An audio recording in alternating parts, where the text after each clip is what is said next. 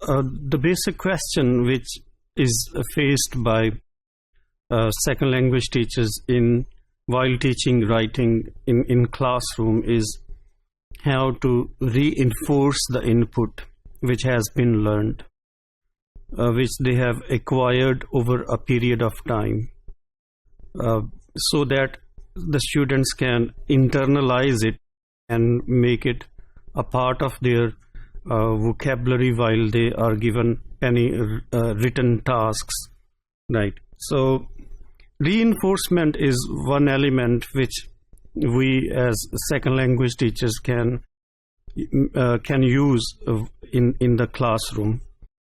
Reinforcement means reinforcing, giving input again and again, the input which the students have developed over a period of time. For example, if you have students you are having contact with the students and you teach them third conditional, so how to ensure that they have learned it and they can produce it over time and again. So reinforcement means giving them input again and again, and making sure that they have the capacity to internalize what has been learned. So this is normally suggested by researchers to do in areas of vocabulary which has been freshly learned. For example, if the students have learned third conditional, you can give them task of writing two sentences they wish they had turned out differently and they are pleased with. So let's have a look at this example here. The first example is, if I had not failed my exams, I would have gone to university.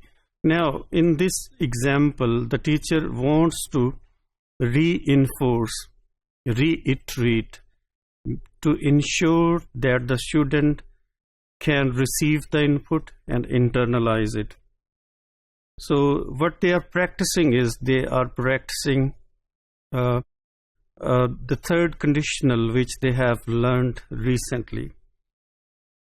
And the second example is, if I had not gone to that party, I wouldn't have met my friends. Again, in this example, the students are being reinforced the structure of the third conditional. If I had, I would not have. So this is how this is actually developed through recurrent and continuous practice. And this element we can practice in the classroom while teaching writing. In other words, we can also use the same kind of sentences for vocabulary teaching as well. For example, you can pick up main vocabulary or lexis, formulaic language out of these sentences and make the student notice of what they are learning. So this is how reinforcement writing is all about, encouraging students use the freshly learned linguistic items and making them notice of these learned items and internalizing them. So then there is another task which these are in general just tasks which you can use as language teachers in your classroom. You can make them write a sentence about a friend using at least two of these character adjectives. For example, proud, kind, friendly. You just give them such kind of words and make them write sentences. So this is how reinforcement happens.